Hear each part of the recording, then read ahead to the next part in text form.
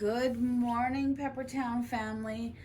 I know it's been a long while, probably about, I'm gonna say 6 months, maybe 5 months since we started on this build here, which is the Tumbleweed Hot Springs.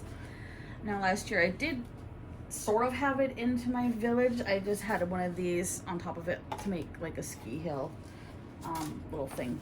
But now we're going to get back into the swing of things and start finishing this.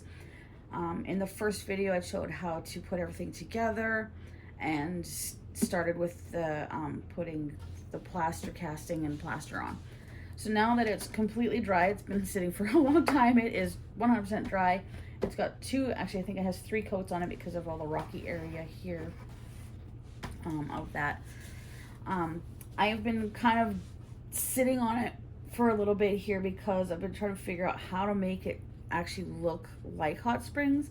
And I don't want to use fuzz because it just gets damaged and I'd rather not use the fuzz. So what I'm going to do is I have these little people. They're like sunbathers and swimmers and they are going to work fine. So I'm actually going to kind of cut them in half and set a few like up here, a couple in here, maybe 2 or 3 in here, looking like they're like just kind of hanging out in the hot springs. Maybe have one diddling their feet, I don't know, I'm not too sure. And then have a couple other people just kind of wandering around. There's going to be a sign that says Tumbleweed Hot Springs. It stands about this high. Now that's what I'm going to do with that. With the people that are in here, they're going to be a permanent fixture because I'm going to pour resin in these once I get everything painted and get them placed. And I'm thinking of putting lighting in through here, just like little bits of lighting, and have it kind of resined in as well, so it'll light up.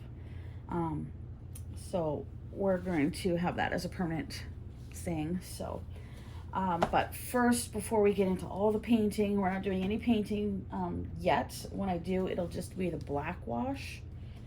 For now, I have come across the idea of using a bubbler, which is kind of like a steam thing, like what you see in the steam trains. You add a little bit of bubble oil or bubble water that goes with it to make it steam. And it's about this size. It's kind of bulky, but it's around this size. And with styrofoam does mold over time with like a moist area. So what I'm gonna do is, to prevent that, we're gonna take a look at underneath here. Oh. So underneath here you can see all the inner workings, which doesn't really comply with what I need because this bubbler is pretty big going here. So I might have to add another board to this and add a little bit more real estate around the edges just to make it work. But we'll work on that once I figure out exactly how big this little doodad is. And it'll sit kind of here and plug into where it needs to plug into. And I'll have a plate, but I need to waterproof all this stuff so it doesn't get all gross. I'm gonna be cutting these pieces out because I need the area here that matches up with these things here. So it'll be about like this, up to about here. So this whole area has to become opened. So when the steam bubbles, it'll just kind of flow through and then it'll come through the few little holes that are in here and steam up so it actually looks like hot springs. So that's kind of my predicament of what we're doing. So I'm gonna figure out how big the thing is. Like I said, it's not here yet, so I gotta read up on it. But I am gonna put the holes where they need to be and cut out the interior of the bottom. And then I also have to make it so it's solid so I can actually waterproof it. And I'm probably going to use like a Mod Podge or possibly like a paint on resin style material, but I'll figure that out on a spare piece later on where I know what it's going to look like. But for now, we're just going to get it set where I'm going to get the holes punched in, get the bottom kind of carved out where I need it to be, and then probably get it painted to where I need it to be painted. And then that way when I get the bubbler in, all I have to do is set it figure out if I have to raise this and make it bigger or what, and then get the walls onto it, waterproof it, and then we could get into the actual resining and all the final bits to it. So let's get started on drilling some holes and digging out some stuff. So I got my big blade and my little X-Acto knife. I'm gonna poke a few little holes tentatively where I'd like them to be. Maybe draw. Drawing's probably a better idea. Let me see where I want the holes to be. So, so maybe a hole over here, right about there. It can even come up through the rocks, it doesn't matter, just because it's, you know, it's hot springs. So one here, over here, there, that's too many, here, there. So I got my nail. So it's not a very big nail, but I'm gonna poke a couple holes just to make it look bigger. So poke this in just so I can get it through. It's pretty easy to poke through this. So make sure that it came through. Yep, it came through. Okay, good.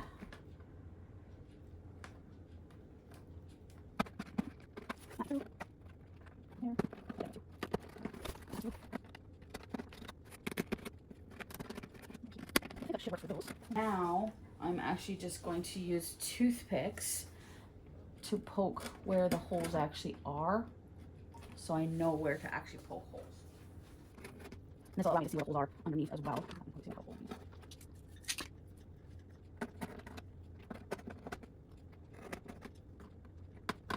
Okay, so let's go take a little look underneath. All right, so you can kind of see where the holes are right here, there, one there, and the other one, where is it?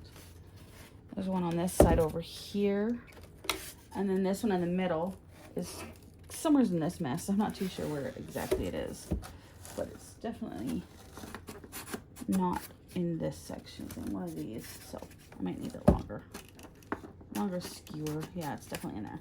So now I know where I have to cut is generally in this area like that. So tip that over a little bit, kind of go onto the outline here on where I actually have to cut. I don't have to physically cut in here to cut before. Just want to move it around. Just keep taking a cut a little bigger. Let me cut that. Let's see that. Let me cut this up here, like that. That piece. This side, put it there. That way. I don't need to cut any of this. I'll do a little bit. Yeah, and that's just like a little piece. I need a little piece for the cord, so I have to make it so it's so that's okay with that. I think that'll be just fine. So this is the part that I need to cut out, is all this piece here. All this has to come out. So that's what is all getting cut.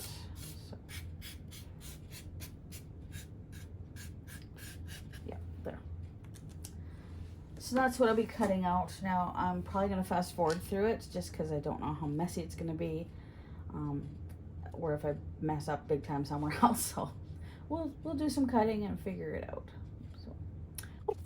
So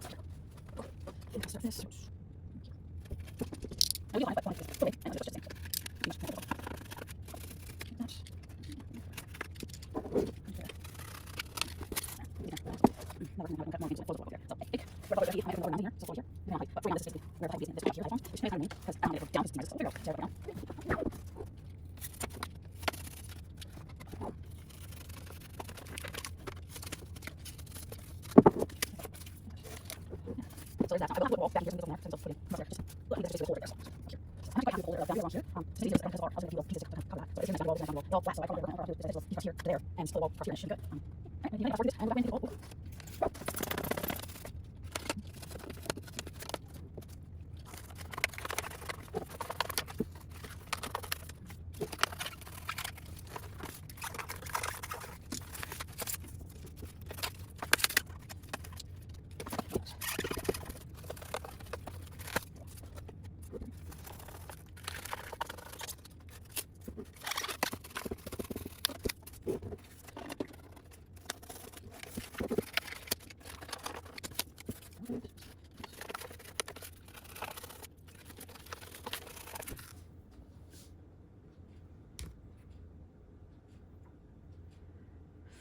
Okay guys, I am back. As you can see, I've added different sticks. I took the toothpicks out and I added some of these skewers. It works a little bit better.